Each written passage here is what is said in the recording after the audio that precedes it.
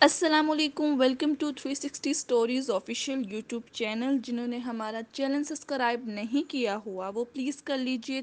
تنہائی پسند۔ جب عامر 14 برس کا تھا تو ایک حادثے میں اس کے والدین کا انتقال ہو گیا اور اس کا کوئی بھائی بہن نہیں تھا، اس لیے وہ اکیلا رہ گیا۔ اس وقت وہ 8ویں جماعت کا طالب علم تھا، مگر وہ اپنی عمر سے کافی زیادہ عقل مند تھا۔ اپنے والدین کے اچانک موت سے وہ بہت سکتے میں آ گیا۔ اس کے والد کی جائیداد کافی تھی، اس کا کوئی قریبی رشتہ دار بھی نہیں تھا، اس لیے اس کو زندگی گزارنے میں کوئی مسئلہ درپیش نہیں تھا، اور اس کے والد کے بہت سے وفادار ملازم موجود تھے جو عامر کا خیال رکھتے۔ جب آہستہ آہستہ وہ اپنے والدین کے دکھ سے باہر آیا تو اس نے اپنی تعلیم کا سلسلہ جاری کیا۔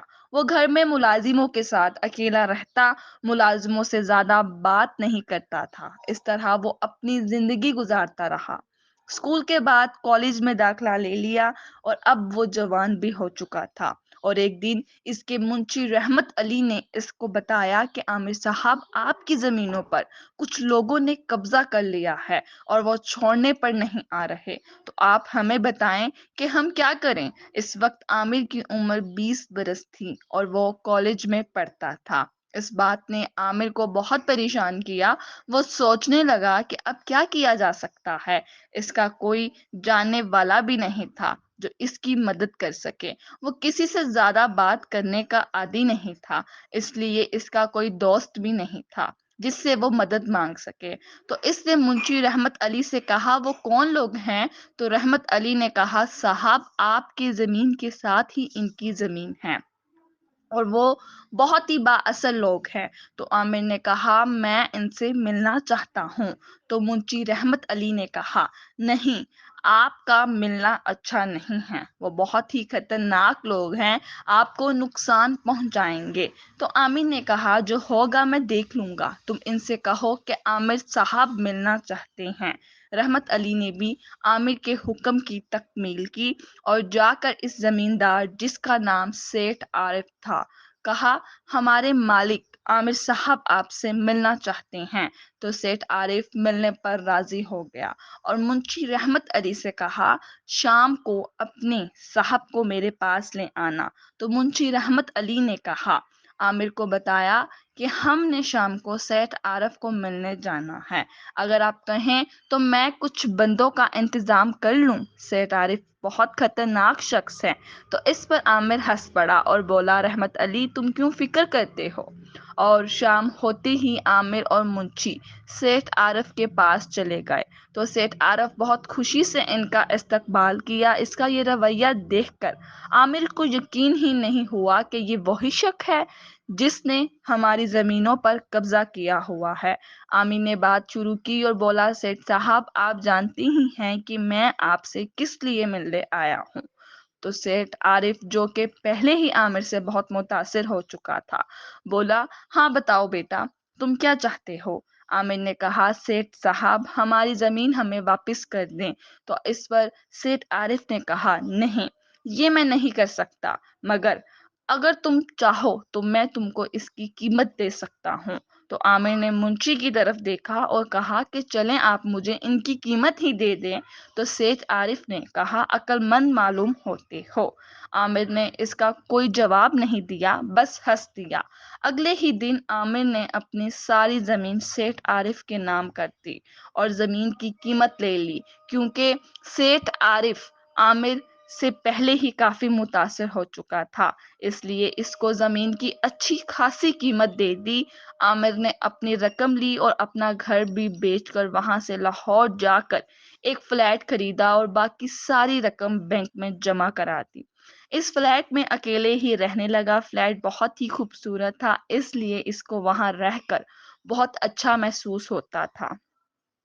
بچپن سے اکیلا رہنے کی وجہ سے تنہائی پسند ہو چکا تھا۔ اسی طرح اس کی زندگی گزرتی رہی اور کسی چیز کی کمی نہیں تھی، اور اس نے اپنی تعلیم مکمل کر لی۔ تعلیم مکمل کرنے کے بعد اس کو ایک دفتر میں بہت اچھی نوکری مل گئی اور اس نے وہ نوکری شروع کر دی۔ وہ اکیلا ہی رہتا تھا مگر وہ خوش تھا۔ اب اس کی عمر 30 برس ہو چکی تھی۔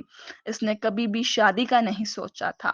اس کے دفتر میں اس کے کافی جاننے والے بھی بن گئے تھے اور اکثر عامر کو شادی کا بھی کہا کرتے تھے، مگر عامر ان کی بات پر غور نہیں کرتا۔ کچھ تو عامر کو کہتے تھے شاید تو نے محبت میں دھوکہ کھایا ہے، تو اس پر عامر ان کو جواب دیتا کہ میں تو محبت کے نام کے لفظ سے آشنا ہی نہیں ہوں۔ اس کے دفتر میں لڑکیاں بھی کام کرتی تھیں مگر عامر کیونکہ شریف تھا اس لیے اس نے کبھی کوئی فضول بات نہیں کی تھی۔ ان میں سے ایک لڑکی جس کا نام آمنہ تھا، وہ عامر کو پسند کرنے لگی تھی، مگر عامر کو اس بات کا علم نہ تھا۔ شاید دفتر میں سب کو ہی اس بات کا پتہ تھا کہ آمنہ عامر کو پسند کرتی ہے، مگر ایک عامر ہی ایسا تھا جس کو اس بات کا علم نہ تھا۔ عامر بہت ہی تنہائی پسند اور اپنے اندر گم رہنے والا شخص تھا۔ اس کو کسی دوسرے کی بات سے کوئی مطلب نہیں تھا، مگر ایک دن ہمت کر کے آمنہ نے عامر سے اپنی محبت کا اظہار کر دیا، تو اس پر عامر کو انکار کرنے کی کوئی وجہ معلوم نہیں ہوتی تھی، کیونکہ آمنہ خوبصورت بھی تھی اور پڑھی لکھی بھی تھی اور بھی کوئی کمی نہیں تھی، مگر پھر بھی عامر نے ایک دن کا وقت مانگا اور اس کو گھر جا کر بہت سوچا۔ اس کے ذہن میں یہ خیال بھی آتا کہ وہ اپنے ساتھ کسی دوسرے کو برداشت نہیں کر سکتا، کیونکہ اب تو وہ تنہائی پسند ہو چکا تھا۔ پھر اس کے ذہن میں یہ خیال بھی آتا کہ وہ شادی کر لیتا ہے تو اس سے ہرگز برداشت نہ ہوگا کہ اس کی بیوی کسی دوسرے مرد سے بات کرے۔ اسے یہ بھی سوچا کہ وہ چھوٹی چھوٹی باتوں کا غلط فہمی پال لیتا ہے، وہ کیسے زندگی گزار سکتا ہے، اور آمنہ ہر مرد سے خوش ہو کر بات کرنے والی لڑکی ہے اور اس سے یہ برداشت نہیں ہوگا، مگر پھر بھی اس نے انکار نہ کیا اور ایک ہفتے بعد ان کی شادی ہو گئی۔ عامر اور آمنہ دونوں ہی بہت خوش تھے اور کچھ ہی عرصے بعد عامر کو الجھن ہونے لگی، کیونکہ وہ تنہائی پسند ہو چکا تھا۔ کبھی کبھی اس کے ذہن میں آتا تھا کہ تنہائی پسند ہونا بھی ایک بیماری ہے۔ وقت گزرتا رہا مگر عامر کی یہ الجھن بڑھتی گئی۔ جب کبھی آمنہ کسی دوسرے مرد سے خوش ہو کر بات کرتی تو عامر اندر ہی اندر پاگل ہو جاتا، مگر آمنہ کو کچھ نہ کہتا۔ اس کے اس پاگل پن کی حد بڑھتی رہی۔ ایک دن آمنہ کو اپنی کسی دوست کی شادی پر جانا تھا، تو اس نے عامر کو ساتھ چلنے کو کہا، مگر عامر نے ذہن میں آیا کہ وہاں پر آمنہ اپنے دوستوں سے خوش ہو کر بات کرے گی جو اس سے برداشت نہ ہوگا، اس لیے اس نے ساتھ جانے سے انکار کر دیا اور آمنہ کو بھیج دیا۔ جب وہ چلی گئی تو عامر کے ذہن میں پھر آنے لگا کہ آمنہ وہاں کیا کر رہی ہوگی، کسی سے خوش ہو کر بات کر رہی ہوگی، اور اس کے دماغ میں عجیب خیالات آنے لگے، اور کچھ ہی دیر بعد آمنہ گھر واپس آ گئی۔ اس نے فلیٹ کا دروازہ اس چابی کے ساتھ کھولا جو ساتھ لے کر گئی تھی۔ جب وہ گھر میں داخل ہوئی تو اس نے سارے فرش پر لال رنگ دیکھا جو کہ عامر کا خون تھا، اور آگے ہی عامر کی لاش پڑی تھی۔